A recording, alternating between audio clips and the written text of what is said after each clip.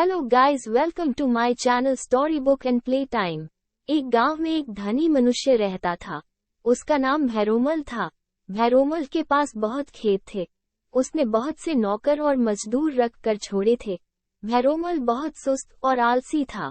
वो कभी अपने खेतों को देखने नहीं जाता था।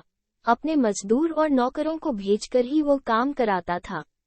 मजदूर और नौकर मनमाना काम करते थे।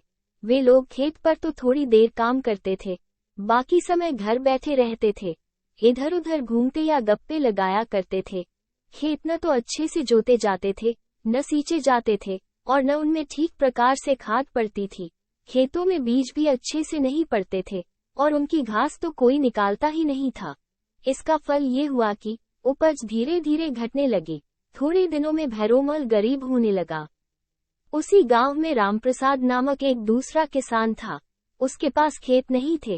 वो भैरोमल के ही कुछ खेत लेकर खेती करता था, किंतु वो बहुत परिश्रमी था। अपने मजदूरों के साथ वो खेत पर जाता था, डटकर परिश्रम करता था।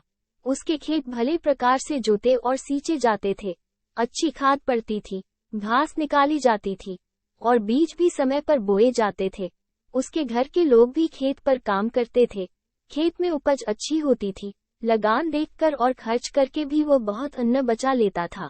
थोड़े दिनों में रामप्रसाद धनी हो गया। जब भैरोमल बहुत गरीब हो गया, उसके ऊपर महाजनों का ऋण हो गया, तो उसे अपने खेत बेचने की आवश्यकता जान पड़ी। ये समाचार पाकर रामप्रसाद उसके पास आया और बोला, मैंने सुना है कि आप अपने खेत बेचना चाहते हैं। कृपया करके आप मेरे हाथ अपने खेत बेचे, मैं दूसरों से कम मूल्य नहीं दूंगा। भैरोमल ने आश्चर्य से पूछा, भाई रामप्रसाद, मेरे पास इतने खेत थे, फिर भी मैं ऋणी हो गया, किंतु तुम्हारे पास धन कहाँ से आ गया है? तुम तो मेरे ही थोड़े से खेत लेकर खेती करते हो। उन खेतों की लगान भी तुम्हें देनी पड़ती है, और घर का भी काम चलाना पड़ता है। मेरे खेत खरीदने के लिए तुम्हें रुपए किसने दिए? रामप्रसाद ने कहा, मुझे रुपए किसी ने नहीं दिए।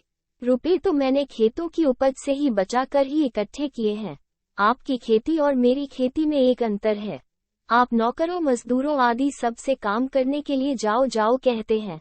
आपकी संपत्ति भी चली गई। मैं मजदूरों और नौकरों से पहले काम करने को तैयार होकर उन्हें अपने साथ काम करने के लिए सदा आओ कहकर बुलाता हूँ। इससे मेरे यहाँ संपत्ति आती है। अब भैरोमल बात समझ गया। उसने थोड़े से खेत रामप्रसाद के हाथ बेचकर अपना ऋण चुका दिया, और बाकी खेतों में परिश्रम पूर्वक खेती करने लगा। थोड़े ही दिनों में उसकी दशा सुधर गई। वो फिर सुखी और संपन्न हो गया। Thank you for watching.